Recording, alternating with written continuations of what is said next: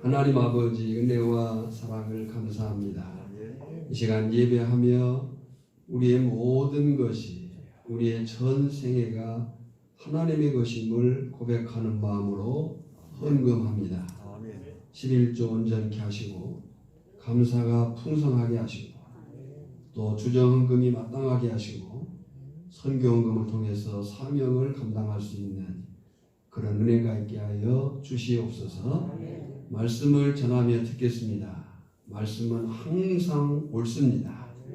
그 말씀대로 살기만 하면 축복이요 승리가 될 줄 믿거니와 올 말씀이 우리에게 그러하게 하여 주시옵소서.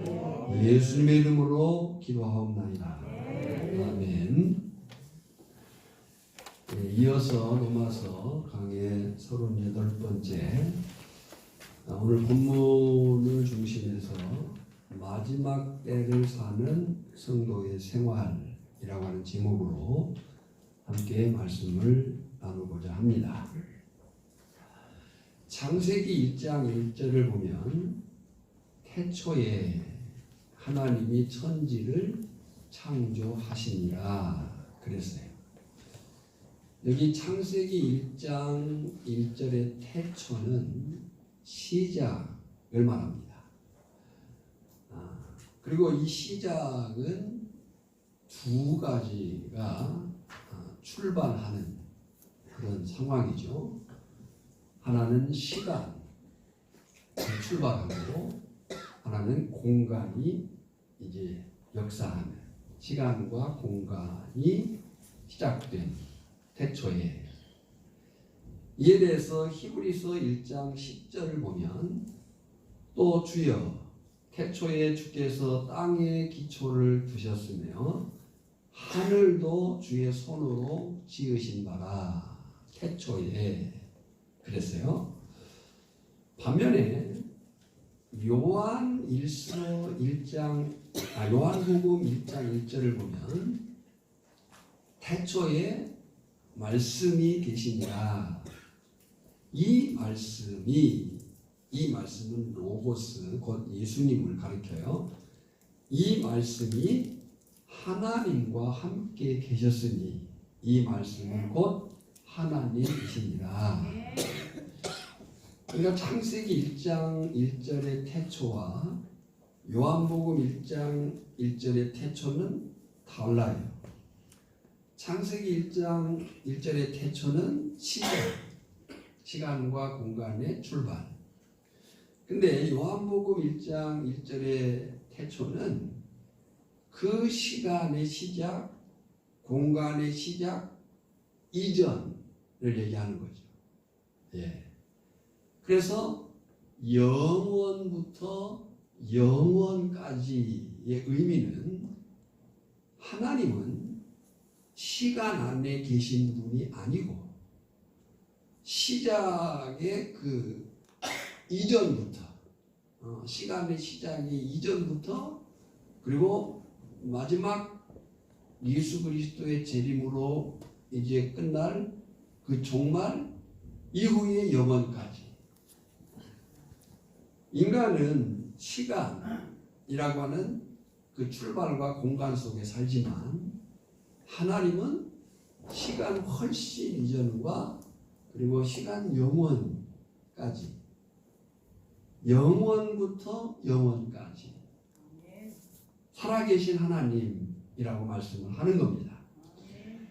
잠언 8장 22절을 보면 여호와께서 그 조화의 시작 곧 태초에 일하시기 전에 나를 가지셨으며 만세전부터 태초부터 땅이 생기기 전부터 내가 세움을 받았나니 그랬어요. 우리는 이 사실을 믿습니다. 시편 90편 2절로 4절도 땅이 생기기 전 땅과 세계도 주께서 조성하시기 전 곧 영원부터 영원까지 주는 하나님이시니이다. 주께서 사람을 티끌로 돌아가게 하시고 말씀하시기를 너 인생들은 돌아가라 하셨사오니 주의 목전에는 천년이 지나간 어제 같으며 밤의 한순간 같을 뿐이니이다. 그랬어요. 때문에 인간은 그 누구나 주어진 시간과 공간 속에서 살 수밖에 없어요. 아무리 오래 살려고 해보고 또 어떤 사람은 죽지 않으려고 애를 써봤지만 인생은 그럴 수가 없는 거죠. 시작이 있었으니까 끝이 있음을 알고 살 수밖에 없는 것이 인간이라는 거죠. 로마서 11장 36절 이는 만물이 주에게서 나오고 주로 말미암고 주에게로 돌아갑니다. 그에게 영광이 세세에 있을지어다. 아멘. 그랬어요.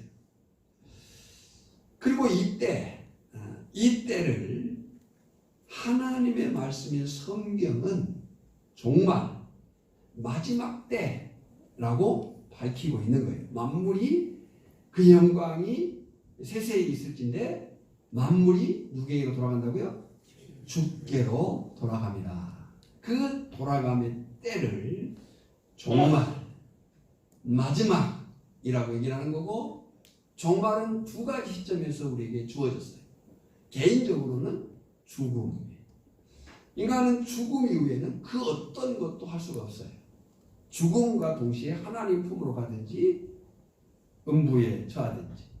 그리고 이제 우주적으로는 예수 그리스도의 재림, 그 이후에 인간의 어떤 노력은 무의미하다. 있을 수 없다는 거예요. 자, 여기까지를 그림으로 보면요. 자, 하나님은 그림을 보십시오. 눈을 감고는 그림을 못 보죠. 그림을 보세요.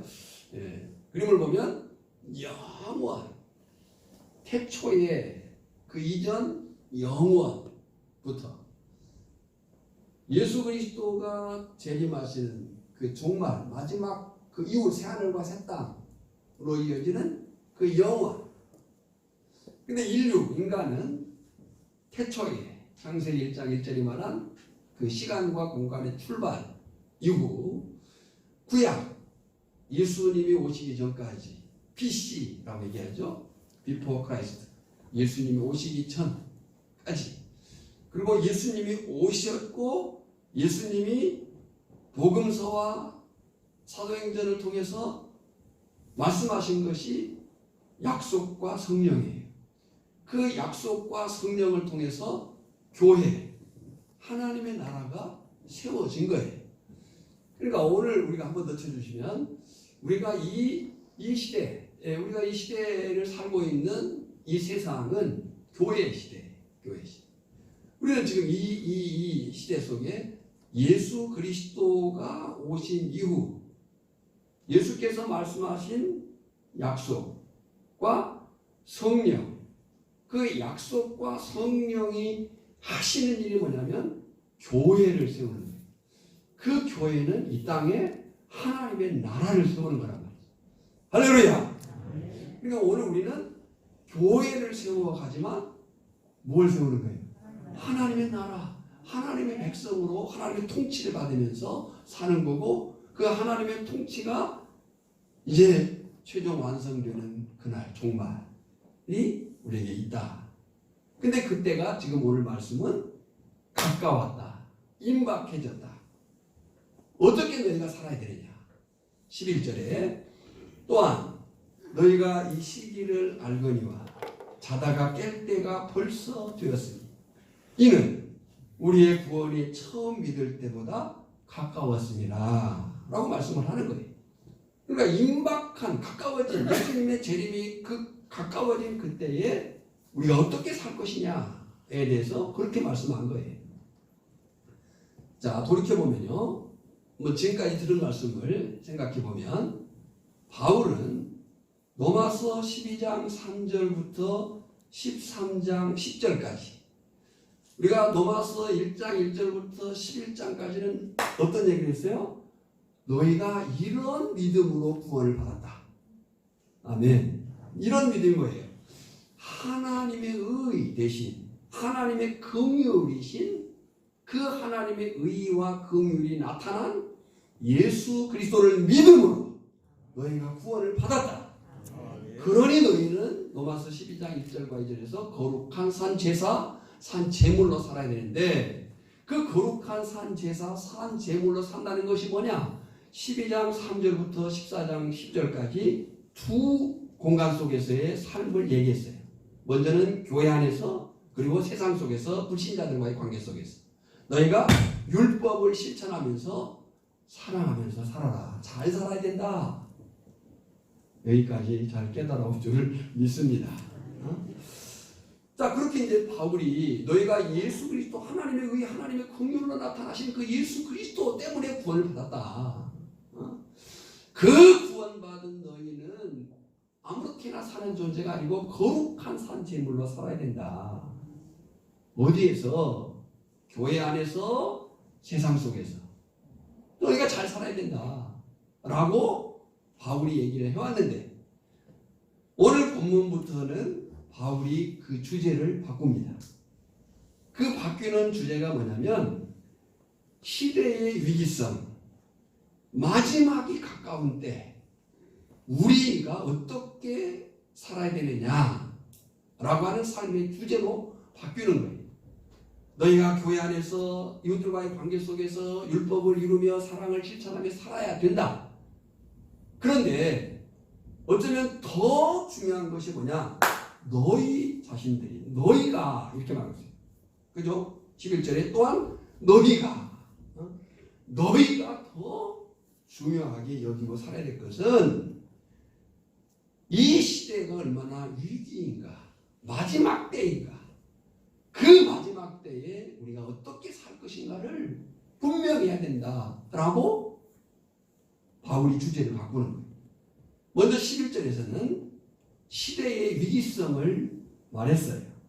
또한 너희가 이 시기를 알거니와 자다가 깰 때가 벌써 되었으니 이는 우리의 구원이 처음 믿을 때보다 가까웠습니다. 지금 시기 마지막 때의 그 위기를 세 가지로 강조했습니다. 첫째는 때, 이 시기를 알거니와. 이 말은 뭐예요? 이 시기를 너희가 알지 않느냐? 우리가 알잖아. 이 세상이 얼마나 악해지고 악해졌는가. 과거에도 악했어요. 아담의 범죄한 이후에 인류는 안악한 적이 없어요. 그런데 그 악함이 이제 정말 심각할 정도로 더욱 악해진 거예요.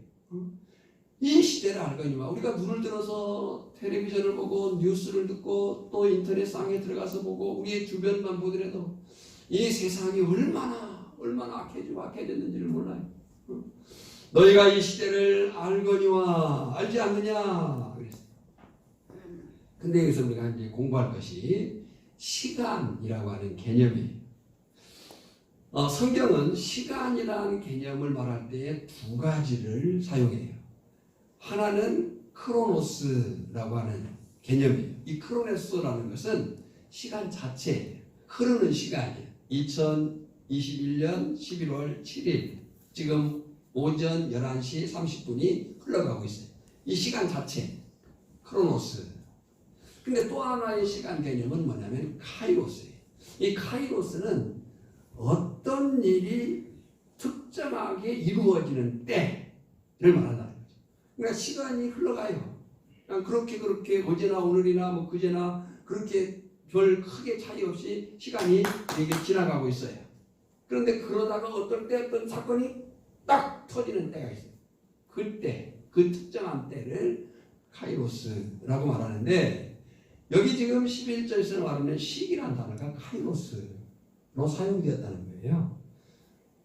그러니까 이 시기를 알거니와 이 말은 흘러가는 세월을 아는 것이 아니고 어떤 특정한 때, 곧 종말의 때, 예수님의 재림의 때가 가깝다는 것을 너희가 알지 않느냐. 이미 우리는 마태복음 24장이나 25장이나 많은 예수님의 말씀을 통해서 마지막 종말의 때의 그 징후들을 배웠어요. 너희가 알지 않느냐. 여러분, 기독교는 단지 현세 지상 기향적인 이 땅에서의 삶이 전부라고 말하지 않습니다. 기독교는 분명히 개인이든 온 인류든 마지막이 있고 영원한 나라가 있다라고 가르치고 있어요. 우리는 그 사실을 믿습니다. 두 번째 미기는 지금은 깰 때라는 거예요. 자다가 깰 때가 벌써 되었으니, 세상에 취해서 육신적이고 또 이 성적인 쾌락에 빠져서 영적인 잠을 잘 때가 아니라는 거예요. 베드로가 이 사실을 경고했어요. 베드로전서 5장 8절에 보면 근신하라 깨어라 너희 대적 마귀가 우는 사자같이 두루다니며 삼킬 자를 찾나니 그랬어요. 대적 마귀가 우는 사자같이 두루다니며 예. 제가 종종 그 텔레비전을 보면서 동물의 왕국 같은 프로그램을 보면요, 그 배고픈 짐승이요 먹이를 취할 때에 어떨 때는요 위험을 감수하면서 죽음을 감수하면서까지 거기에 뛰어들어요.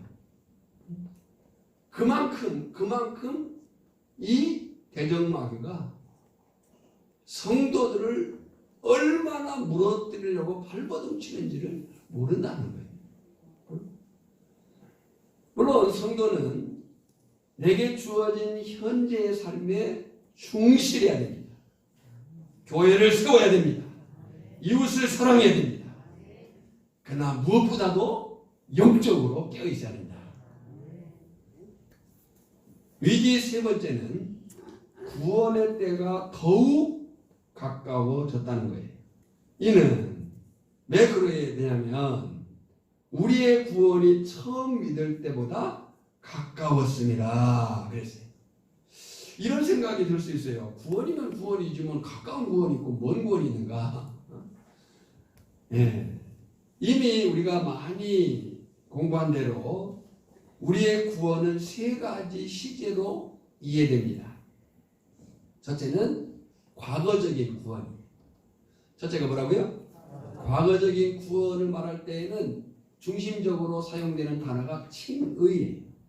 의롭게 되었어요. 누구 때문에? 예수님 때문에 의롭게 되었어요. 이미 우리는 구원을 받아서 예수 안에서. 동시에 두 번째 구원의 시제는 현재적 구원을 말해요. 이 현재적 구원을 말할 때 사용되는 중심 단어는 성화예요.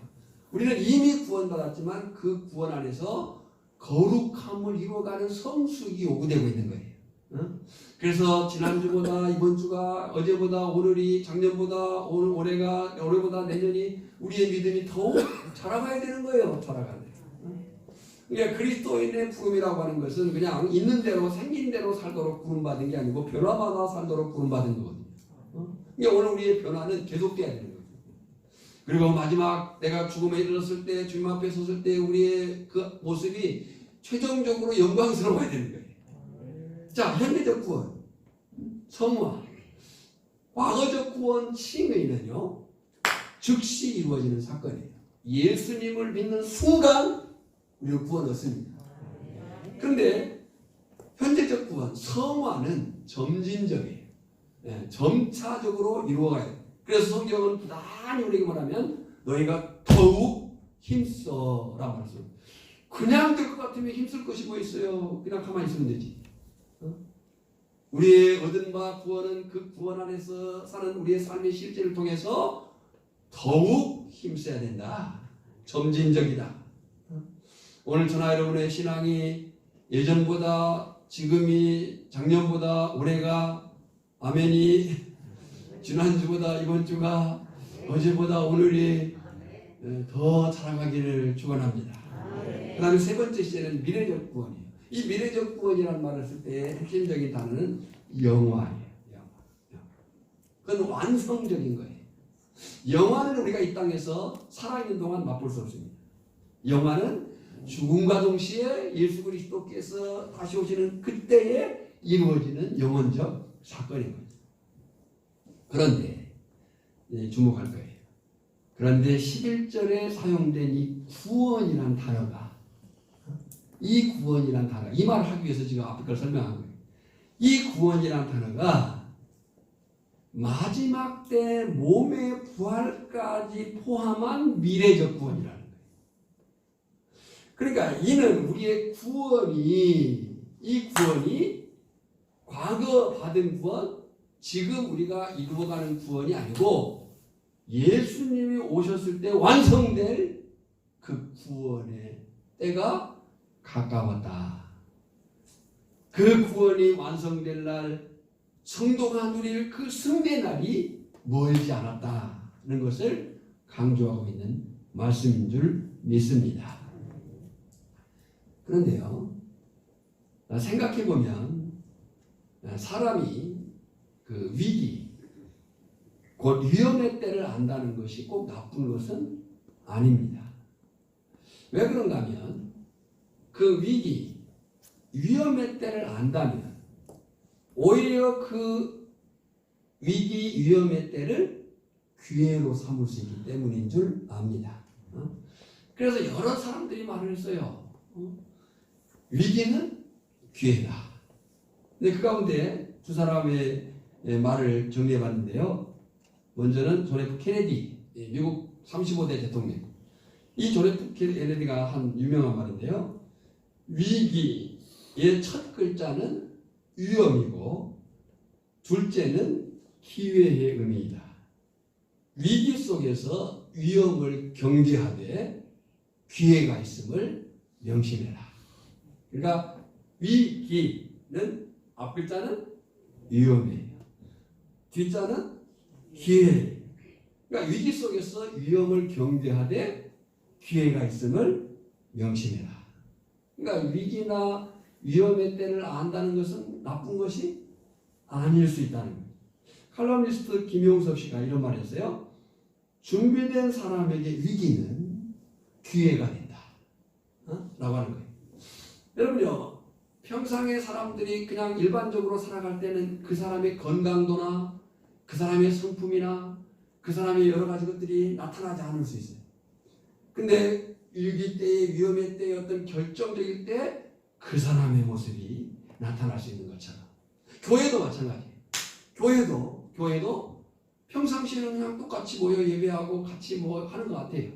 그런데 결정적인 어떤 위험의 때가 당했을 때 그 교회가 어떻게 반응하느냐가 그 교회가 좋은 교회인가, 건강한 교회인가, 성숙하고 있는 교회인가를 알 수 있다는 거죠. 자, 오늘 말씀이 그렇게 얘기하는 거죠. 진짜로 중요한 것은 정말 위기를 기회로 알고 사는 사람이 얼마나 되겠느냐. 자, 위기, 위험을 경계하고 기회가 있음을 명심해라. 들었어요. 알았어요. 근데 이제 정말 중요한 것은 위기를 기회로 알고 사는 사람이 얼마나 되겠는가. 아니, 나는 과연 그런 사람인가 하는 거예요. 자, 지금 본문 말씀은 저나 여러분에게 주어진 말씀이에요. 저나 여러분에게 영적인 삶, 이 땅에서 성도로 살아가는 삶의 때가 위기라고 말했어요. 때가 위험하다. 때를 알아라. 깰 때다. 가깝다. 이 가깝다는 말이 단지 시간의 촉박을 얘기한 게 아니었어요. 이 가깝다는 말, 구원이라는 말이 과거적, 현재적 구원을 말한 게 아니고 미래적 완성의 구원을 예수님이 올 그 때를 말한 거예요. 그 때가 가깝다는 거예요.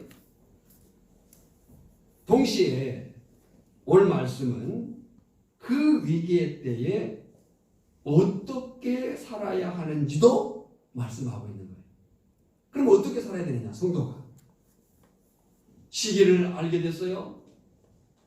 위험하다는 것을, 위기라는 것을, 마지막이라는 것을 깰 때가 되었어요. 정신을 차려야 돼요. 예배에 집중해야 돼요. 말씀을 붙들어 살아야 돼요. 그때가 되었어요. 그리고 더군다나 그것이 언제까지의 기회가 있는 게 아니고 가깝다고 얘기를 하고 있어요. 곧 끝난다는 거예요. 그때 우리가 어떻게 살아야 되는가? 두 가지를 얘기합니다. 첫째는 빛의 갑옷을 입으라. 뭐 말씀합니다. 제가 여기서 이제 많은 생각을 했어요. 왜 빛의 갑옷을 입으라, 또 뒤에서도 옷 입으라 그런 말을 했어요. 그 차이가 뭘까를 제가 이제 묵상하고 고민하고 있는데 새벽에 잠에서 눈을 딱 떴는데 하는 생각이 들었어요. 정리한 것이 뭐냐면 빛의 갑옷을 입으라 라고 말씀한 것은 우리의 외적인 삶으로 나타낼 옷이 분명해야 된다 라고 합니다. 12절 중간에 보면 그러므로 우리가 어둠의 일을 벗고 빛의 갑옷을 입자 그랬어요. 우리가 아는 대로 옷은 그 사람의 신분입니다. 그죠? 옷이 날개라는 말이 있잖아요. 우리가 이제 우리 성도님들이 주간에 작업할 때에 지금 복장으로 작업하지 않죠. 뭐 여름철에 막 그 다시마 말리고 할 때 보면 막 정말 거의 복면 쓰고 막 이렇게 누군지도 몰라보는 그런 옷을 입고 다녀요. 작업복이죠. 일하기 위한 일꾼복이에요. 근데 이제 예배 나올 때 우리가 옷을 차려입고 오는 것은 누구로 오는 거예요? 예배자로 오는 거죠. 그러니까 옷은 그 사람의 신분이고 그 사람의 역할이에요. 뭘 하겠다는지예요. 예. 갑옷은 누가 있습니까? 예, 대답해 보세요. 갑옷은 누가 있습니까? 군인이 입어요. 뭐 하기 위해서 입습니까? 전쟁을 하기 위해서. 전투하기 위해서 입습니다. 그만큼 그리스도인의 영적인 삶이라는 것이 뭐냐? 전투적이라는 거예요. 우리가 옷을 입는 그 신분, 역할이 있듯이 갑옷을 입는 것은 군인이 전쟁을 하기 위해서. 그러니까 빛의 갑옷을 입어라 라고 말했을 때 우리 영적인 삶이라고 하는 것이 얼마나 전투적이어야 되느냐. 저나 여러분의 영적인 싸움은 단지 동네 꼬마들이 모여서 노는 병정놀이가 아니라는 거예요. 대전마귀가 있는 치열한 싸움이라는 거예요. 우리의 생각과 우리의 감정과 우리의 순간의 그 혈기나 분노나 이 모든 것들이 조절당할 수 있는 그 영적 싸움이라는 거예요. 전투적이라는 거예요. 레위기 16장 32절에 보면 기름 부음을 받고 유임되어 제사장의 직분을 행하는 제사장은 속죄하되 세마포 옷 곧 거룩한 옷을 입고 세마포 옷 곧 거룩한 옷을 입고 이게 빛의 갑옷이에요. 여러분 성도는 거룩이 힘입니다. 한번 따라합시다. 거룩이 힘이다. 성도는요 폼 잡는다고 힘이 있는 게 아니에요. 거룩함이 있어야 힘이 있는 거예요. 그 영적인 힘인 거예요. 우리가 기도가 힘이 있을 때가 언제 내가 한 주간 동안 하나님의 말씀을 붙잡고 어떻게 살았느냐가 우리의 기도해야 돼요. 그렇지 않는 기도는 우리 입에 발린 소리밖에 안 되는 거예요. 그것은 하나님을 또 사람들의 심령을 감동시킬 수가 없는. 다시 한번 따라하겠습니다. 거룩이 힘이다. 그 옷을 입으라는 거예요. 기름을 부음을 받되 유임되어 제사장의 직분을 행하는 제사장은 속죄하네. 세마포 옷 곧 거룩한 옷을 입고. 계시록 19장 14절에 보면 하늘에 있는 군대들이 희고 깨끗한 세마포 옷을 입고 백마를 타고 그를 따르더라. 뭘 입었어요? 희고 깨끗한 세마포 옷을 입고. 이건 흰 옷을 얘기하는 건 아니에요. 세마포는 성도 곧 옳은 행실이라 이렇게 말하고 있어요. 그러면 빛의 갑옷을 입어야 하는 이유가 뭐냐? 왜 우리가 빛의 갑옷을 입어야 되느냐? 그냥 갑옷이면 갑옷이지. 왜 빛의 갑옷을 입으라고 하느냐? 본문은 그 이유를 밤이 깊고 낮이 가까웠으니 라고 말씀해요. 밤이 깊고 낮이 가까웠으니. 무슨 말씀이에요? 많은 경우 성경은 밤을 불신앙과 죽음의 때, 죄악의 때로 말합니다.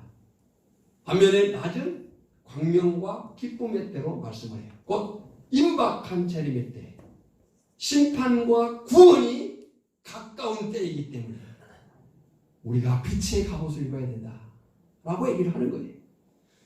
그러면 성도가 영적인 삶에 있어 빛의 갑옷을 입은 이유가 밤이 깊고 낮이 가까웠기 때문인데, 반면에 빛의 갑옷을 입는 목적이 뭐냐는 거죠. 목적이 13절에 낮에와 같이 단정히 행하기 위해서예요. 예. 우리가 작업복을 입을 때는 작업을 하기 위해서, 노동을 하기 위해서 입을 옷이기 때문에 뭐 험한 일도 막 하고 아무데나 앉기도 하고 또 막 눕기도 하고 그럴 수 있어요. 그러지 않습니까? 이제 예를 들어서 작업복을 입고 뭐 풀밭에 앉기도 하고 뭐 막 그 여러 가지 상황이 있을 수 있지만, 지금 이제 차려입은 옷을 가지고는 그렇게 할 수가 있어요, 없어요? 없는 거죠. 조심스러운 거죠. 우리가 옷을 정장을 차려입는 이유는 하나님 앞에 예배자로 서 있기 위해서 우리의 행실을 다듬는 거잖아요. 예. 저도 역시 이제 설교할 때마다 조심하는 것이 항상 단추를 여밉니다. 예. 아마 이제 주의 깊게 보신 분들이 있을지 모르지만 제 기억으로는 제가 설교할 때 이 단추를 푼 적은 거의 없습니다. 저로서는 뭐 풀 수도 있고 뭐 다 여밀 수도 있어요. 저 마음은 이걸 풀어제끼면 자꾸 펄럭이게 돼요. 이게 펄럭이게 될까 봐서 제가 일부러 잠그는 거죠. 왜 갑옷을 입어야 되냐? 그 목적이 뭐냐? 낮에와 같이 단정히 행하기 위해서예요. 보십시오. 구원받아, 저나 여러분이 이미 구원받은 줄 믿습니다. 구원받아 하나님의 백성된 성도는 비록 어두운 세상에 살지만 자신이 낮에 속한 자임을 항상 기억해야 된다. 구원받은 성도는 비록 밤과 같은 이 어두운 세상에 살지만 내가 어디에 속한 줄을 기억해라. 낮에 속한 자임을 기억해라. 그런 거예요. 요한복음 8장 12절에 보면 예수님이 또 말씀하여 이르시되 나는 세상의 빛이니 나를 따르는 자는 어두움에 다니지 아니하고 생명의 빛을 얻으리라. 예수님이 빛이셔요. 그 예수님을 따르는 자는 어디에 다니잖아요? 어둠에 다니지 않고 생명의 빛을 얻으리라. 이 얻으리는 말이 계속적인 의미예요. 한 번 얻고 마는 게 아니에요. 계속 얻어야 되는 거예요. 오늘 저날 우리 예수 그리스도 안에서 빛된 존재임을 믿습니다. 동시에 그 예수 그리스도의 빛을 우리는 계속 받아가야 되는 거예요. 에베소 5장 8절 9절에 너희가 전에는 어둠이더니 이제는 주 안에서 빛이라. 빛의 자녀들처럼 행하라. 빛의 열매는 모든 착함과 의로움과 진실함에 있느니라. 그런데 우리가 빛의 갑옷을 입기 위해서는 먼저 할 일이 있습니다. 자, 빛의 갑옷을 입어야 되는 이유도 알았어요? 목적도 알았어요? 그런데 빛의 갑옷을 입기 위해서 먼저 할 일이 뭐냐? 그게 뭐냐? 그러므로 너희가 어둠의 일을 벗고 그랬어요. 뭘 벗어요? 어둠의 일을 벗고 그랬어요. 어둠의 일을 벗어라. 빛의 갑옷을 입어야 되는 이유, 빛의 갑옷을 입어야 되는 목적도 이제 알았어요. 근데 그 빛의 갑옷을 입는 그 일에 있어서 먼저 할 일이 뭐냐? 어둠의 일을 벗고, 어둠의 일을 벗어내요. 그러면 어둠의 일은 뭐예요? 여기 4절이 오늘 본문이지만 이 4절 안에 다 들었어요. 어둠의 일이 뭐냐면 13절이에요. 13절을 보면 방탕과 술 취하지 말며 음란과 호색하지 말며 다투거나 시기하지 말고, 한마디로 얘기해서 죄짓지 마라. 방탕과 술 취하지 말며 음란과 호색하지 말며 다투거나 시기하지 말고 죄짓지 마라. 삶이 무질서해서는 안 된다. 성적으로 방탕해서는 안 된다. 영적으로 우상을 섬겨서는 안 된다. 지금 여러분요, 우리나라 이 국회 마지막, 이 정부의 마지막 단계에 있어요. 이 마지막 단계에 있어서 정말 이 정부가 왜 그런지 모르겠어요. 이 차별법 문제 속에 성 문제를 계속, 이 동성애 문제를 합법화시키려고 하는 그런 일들이 벌어지고 있어요. 어제도 대구 영성로에서 소위 말해서 퀴어 축제, 그동안에 이 코로나로 잘 못했는데 이제 좀 열리니까 막 동성애 사람들이 벗고 막 나와가지고 난리를 쳤어요. 물론 차별을 해서는 안 됩니다. 남녀를 차별하면 안 되고요. 노인을 차별하면 안 되고, 아이들을 차별하면 안 되고, 또 장애를 차별하면 안 됩니다. 그들의 모든 인격과 인권은 존중돼야 합니다. 그러나 차별과 차이를 혼동해서는 안 됩니다. 하나님은 남자와 여자를 차이 두셨어요. 질서를 세우셨어요. 이 차이와 차별을 무분별하게 만들어가지고 이 세상이 자꾸만 그런 타락으로 끌고 가는 거예요. 무질서한 삶을 살아서는 안 된다. 우리의 삶은 질서가 있어야 됩니다. 하나님은 질서의 하나님이에요. 아침에 눈을 떠서부터 저녁에 잠자리에 들 때까지 우리 하루의 삶의 루틴이, 이 삶의 그 일과가 필요한 거예요. 네. 그냥 아무렇게나 그냥 아니에요. 무질서한 삶을 버려라. 성적으로 방탕하지 마라. 여러분, 이 세상이 얼마나 성적으로 방탕하고 타락된가는 제가 말하지 않아도 더 잘 알 거예요. 그냥 아무 생각 없이 컴퓨터나 우리 인터넷 폰을 틀면 보고 싶지도 않은 장면들이 우리 눈앞에 들어오는 것이 지금 이 세상. 네. 영적으로 우상을 섬기지 마라. 시기심으로 서로 다투 싸우지 마라. 그것이 어둠의 일이에요. 어둠의 일을 벗어라. 근데 만약에 그렇게 하지 않으면, 너희가 어둠의 일을 벗지 않고 살면 어떻게 될 것인가에 대한 경고도 있습니다. 그 경고가 갈라디아서 5장 19절로 21절이에요. 자, 앞에 말씀을 보십시오. 함께 읽겠습니다. 육체의 일은 분명하니 곧 음행과 더러운 것과 호색과 우상숭배와 주술과 원수 맺는 것과 분쟁과 시기와 분냄과 당짓는 것과 분열함과 이단과 투기와 술취함과 방탕함과 또 그와 같은 것이라. 전에 너희에게 경계한 것 같이 경계하노니 이런 일을 하는 자들은 하나님의 나라를 유업으로 받지 못할 것이요. 이런 일을 행한 자들이 뭘 유업으로 받지 못한다고요? 하나님의 나라를 유업으로 받지 못한다. 바라기는 저나 여러분의 삶이 빛의 갑옷을 입고 단정히 행하는 삶이기를 축복합니다. 더 나아가서 두 번째는 예수 그리스도로 옷 입으라고 말씀을 해요. 이 예수 그리스도로 옷 입으라 하는 말씀은 내적인 영적으로 무장할 것을 얘기하는 거예요. 빛의 갑옷이 우리의 외적인 삶을 말한다고 했다면 예수 그리스도로 옷 입으라고 하는 것은 내적인 영적으로 무장해라. 14절이에요. 오직 또한 주 예수 그리스도로 옷 입고, 잘 보십시오. 그리스도의 옷을 입으라 이렇게 말하지 않았어요. 그리스도의 옷을 입으라고 말한 게 아니고 그리스도로 옷 입으라 이 말이에요. 예수님의 무엇을 입으라가 아니고 예수님을 입으라는 거예요. 여러분, 이 말씀을 잘 생각해야 돼요. 예수님의 무엇을, 우리의 신앙생활은 무엇을 하는 게 아니에요. 우리의 신앙은 예수를 우리의 마음에 품는 거예요. 이것을 신학적으로 영적으로 예수 그리스도와의 연합, 예수님과의 하나됨이라고 얘기를 하는 거예요. 요한복음 14장 20절에 그날에는 내가 아버지 안에, 내가 너희 안에 있는 것을 너희가 아니라. 갈라디아서 2장 20절 내가 그리스도와 함께 십자가에 못 박혔나니 그런즉 이제는 내가 사는 것이 아니오 오직 내 안에 그리스도께서 사시는 것이다. 내 안에 누가 살아요? 그리스도. 여러분, 정말 여러분 안에 예수님이 사십니까?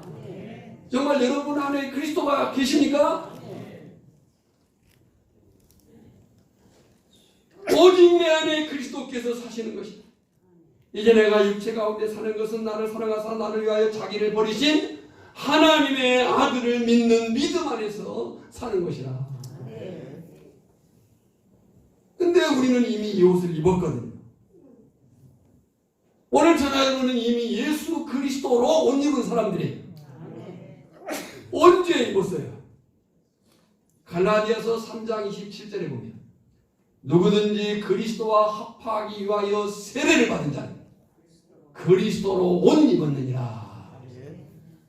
이미 옷을 입었다는 거예요. 언제요? 세례 받을 때. 그래서 우리가 그만큼 세례가 중요한 거예요. 세례교인은 달라야 되는 거예요.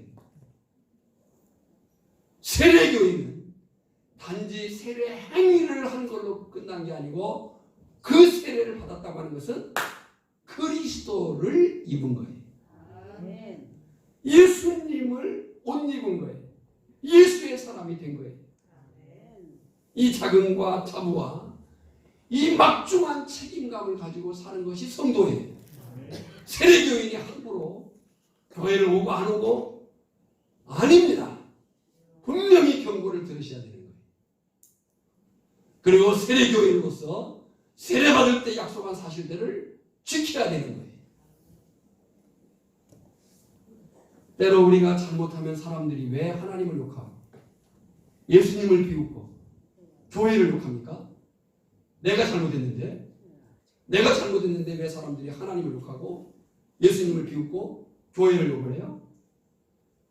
그것은 내가 하나님을 대신하고 내가 예수님을 나타내는 존재가 되었고 내가 교회가 되었기 때문에 그래요.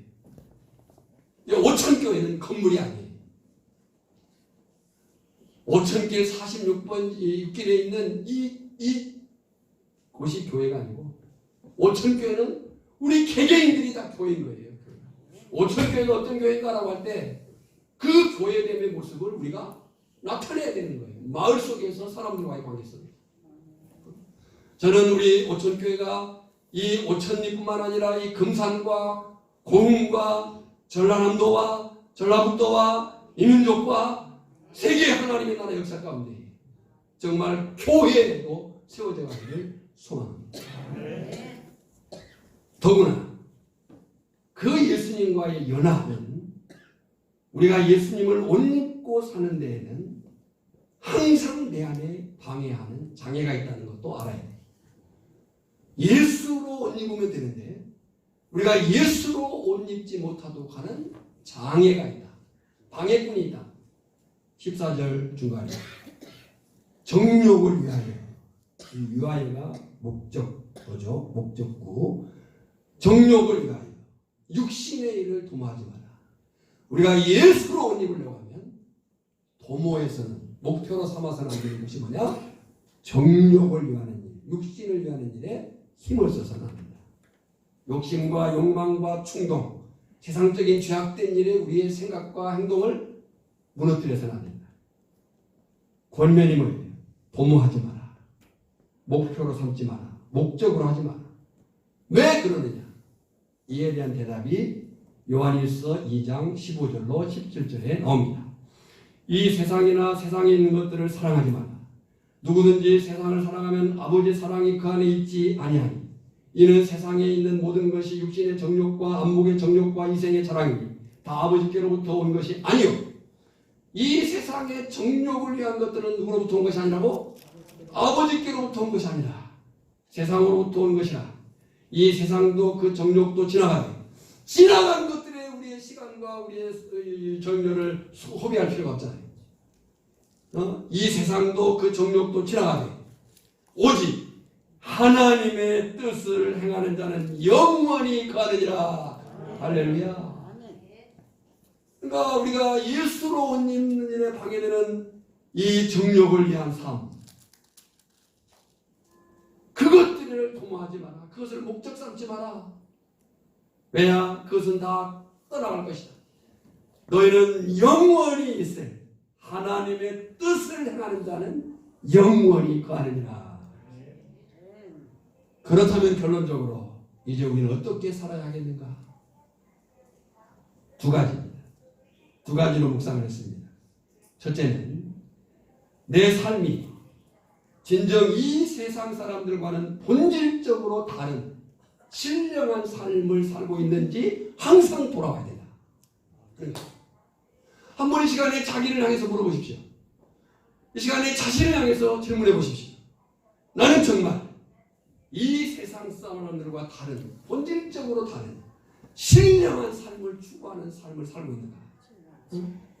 단지 종교적인 흉내를 내면서 예배자로 서 있는 것이 아니라 예배하는 척 앉아있는,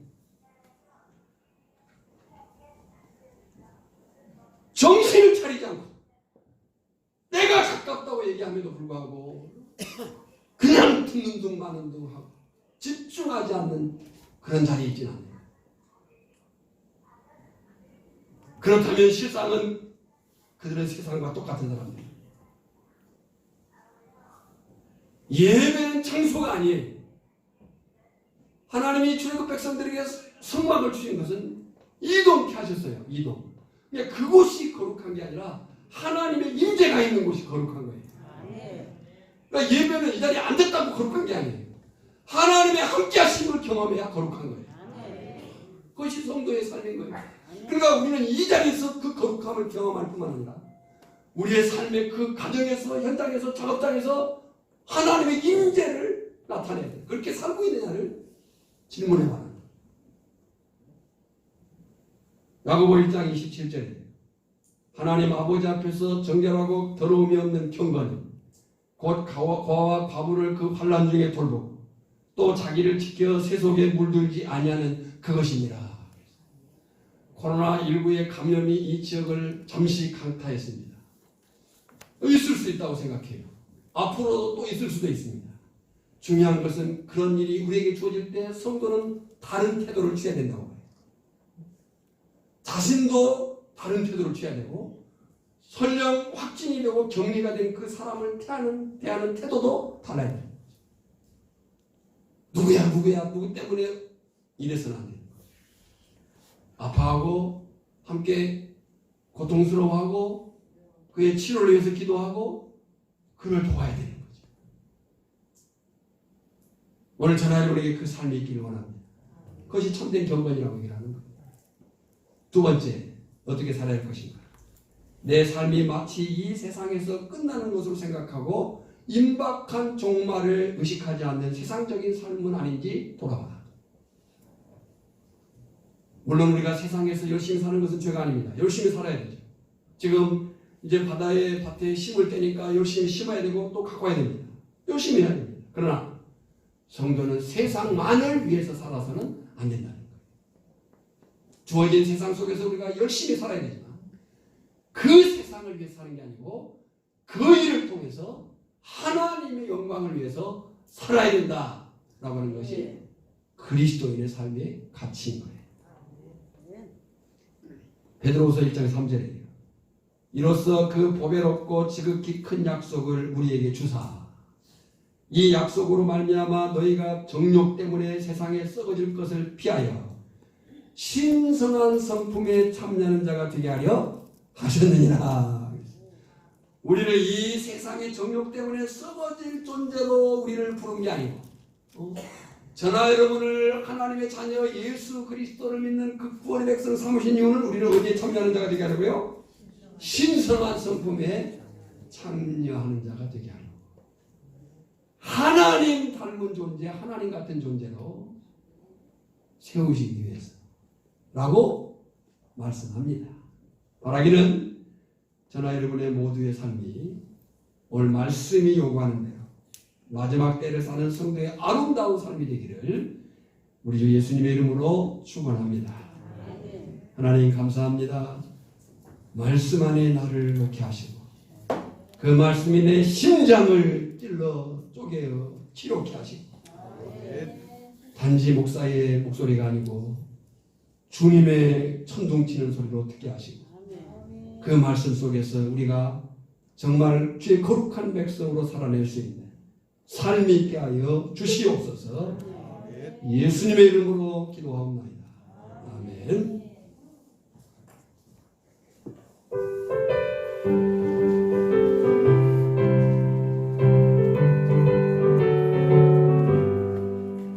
하나님의 나팔 소리 천지 진동할 때에 예수여 박수 한번 치겠습니다.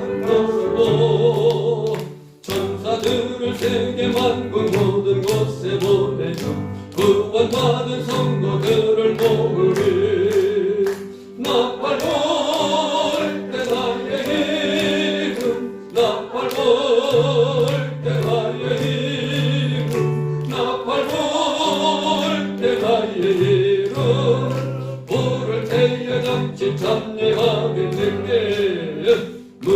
속에 잠자는 자 그때 다시 일어나 영화로운 부활 승리 거두네. 주가 택한 모든 성도 구름 타고 올라가 공중에서 주의 얼굴 배우리. 나팔 불 때 나의 이름, 나팔 불 때 나의 이름, 나팔 불 때 나의 이름. 부를 때에 남친 참여하겠네. 주님 다시 오실 날을 우리 알 수 없으니 항상 기도하고 깨어 있어서 기쁨으로 보좌 앞에 우리 나가서도록 그때까지 참고 기다리겠네. 나팔 불 때 나의 이름, 나팔 불 때 나의 이름, 나팔 불 때 나의 이름. 부를 때에 남친 참여하겠네.